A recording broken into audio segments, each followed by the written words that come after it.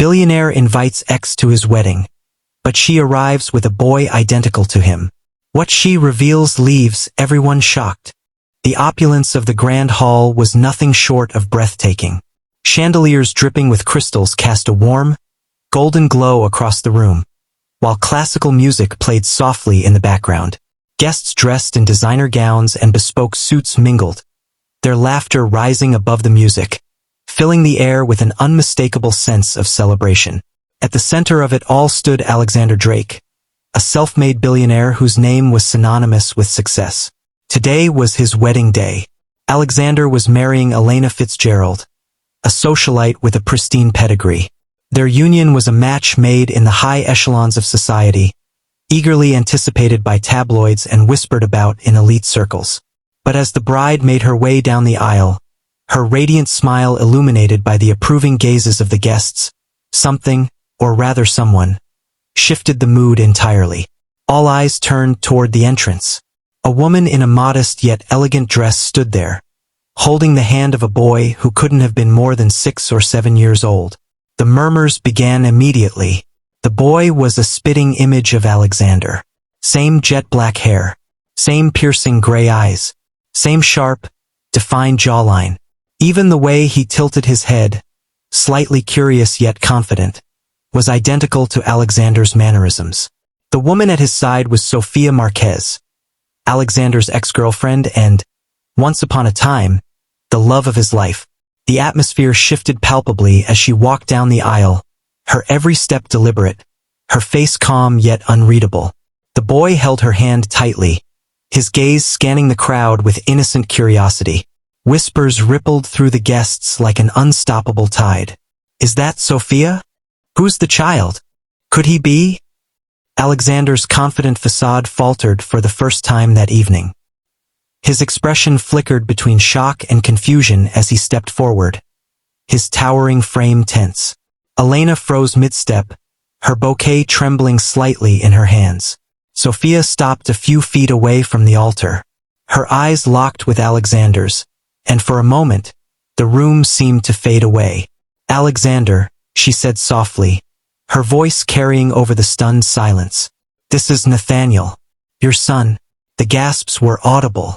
Someone in the back dropped their champagne glass, the shattering sound punctuating the stunned reactions. Alexander staggered slightly, gripping the edge of the altar for support. My what? His voice, usually commanding, was barely a whisper. Sophia didn't flinch. Your son, she repeated, her gaze unwavering. He's yours, Alexander. The boy, Nathaniel, looked up at his mother, then back at Alexander. He blinked, as if trying to piece together the puzzle of why everyone seemed so surprised. Are you my dad? He asked, his voice clear and innocent. Alexander opened his mouth to speak, but no words came out. The room was heavy with tension, every guest straining to hear what would come next. Elena, her face pale and her hands clutching her bouquet like a lifeline, finally broke the silence. What is the meaning of this? She demanded, her voice sharp and brittle. Sophia's gaze shifted to Elena, her calm demeanor unwavering. I didn't come here to ruin your day, she said evenly. But Alexander has a right to know the truth. And so does my son. Alexander stood motionless, his mind racing. The elegant, grandiose wedding he had meticulously planned was crumbling into chaos, piece by piece. Every guest in the room seemed to vanish from his awareness as his eyes fixated on Sophia and the boy by her side. Nathaniel, his son. Could it be true? His logical mind warred with his emotions, but the evidence stood before him, unmistakable in the boy's every feature. Sophia. Alexander's voice cracked, uncharacteristically shaky. Why didn't you tell me? Sophia exhaled slowly, as though she had rehearsed this moment countless times but was still unprepared for its reality. It's not a simple answer, she said, her voice firm but tinged with sorrow. And if we're going to have this conversation, Alexander, I'd prefer we do it in private. Elena, still standing at the altar, looked ready to burst. Her face was a mixture of fury and disbelief. No, she snapped, her voice sharp enough to cut through the thick tension. You don't get to derail this entire day and demand privacy. You owe everyone here an explanation. Enough, Elena, Alexander said, his tone suddenly cold. He turned to the crowd, his businesslike demeanor resurfacing. Excuse me for a moment, everyone. I'll handle this. Ignoring Elena's protests, he stepped down from the altar and approached Sophia and Nathaniel. He towered over them, yet the vulnerability in his expression made him seem small. Sophia met his gaze, her strength unyielding despite the weight of the moment. Follow me, he said softly, nodding toward a side door that led to a private study. Without a word, Sophia took Nathaniel's hand and followed Alexander, leaving the stunned guests behind. Elena hesitated, her knuckles white around her bouquet, before storming after them, her heels clicking furiously against the polished marble floor. The study was a stark contrast to the lavish ballroom. A quiet, intimate space lined with shelves of books and heavy oak furniture. Alexander closed the door behind them, shutting out the distant hum of whispers from the guests.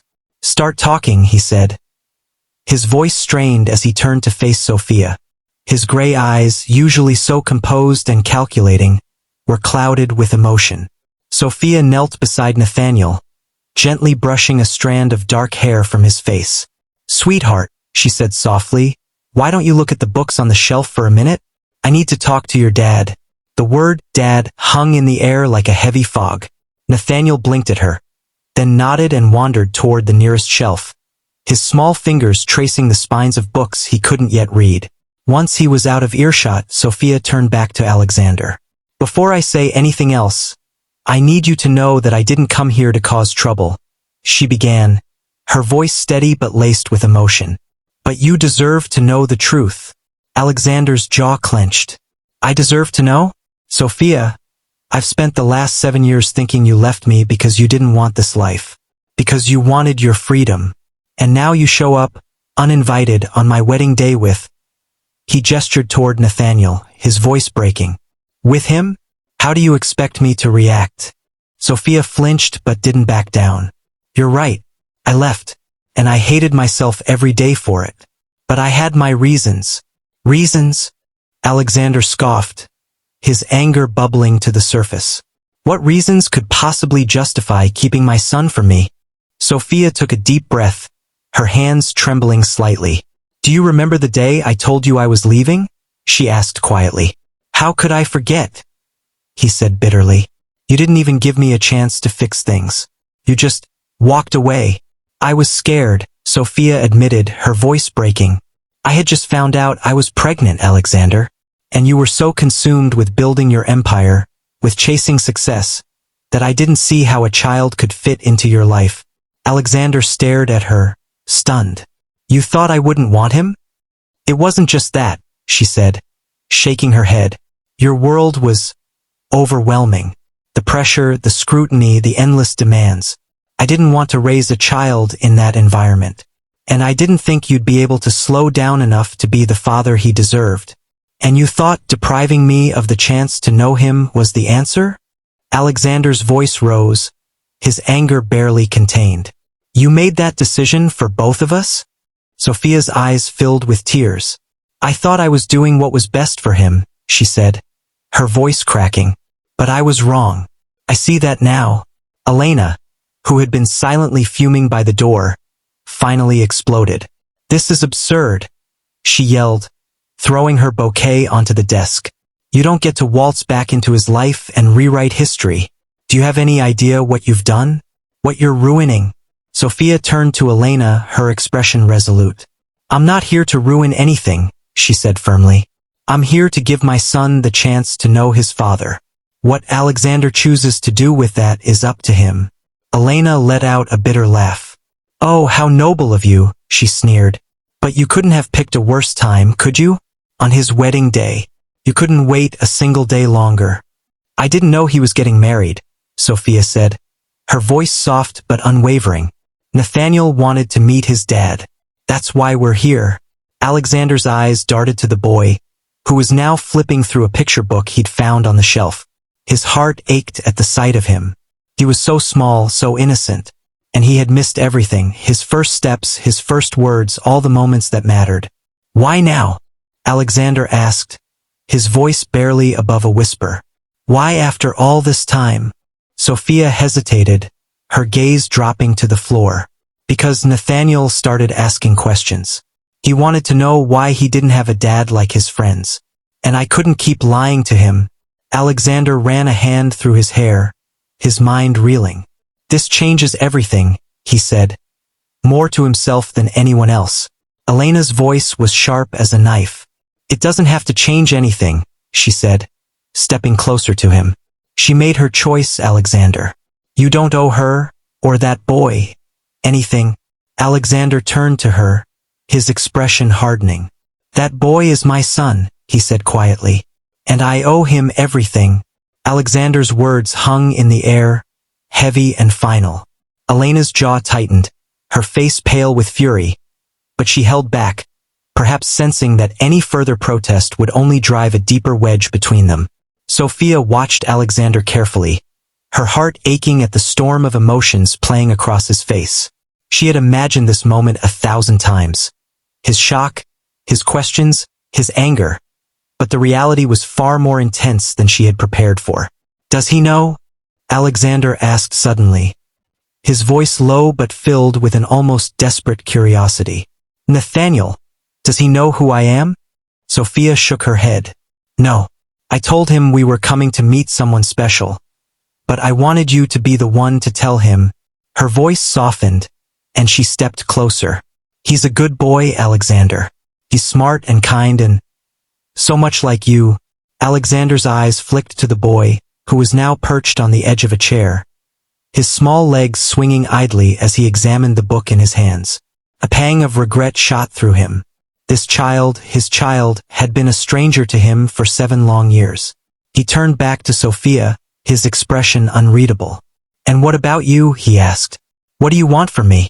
Sophia's eyes widened slightly, taken aback by the question. This isn't about me, she said earnestly.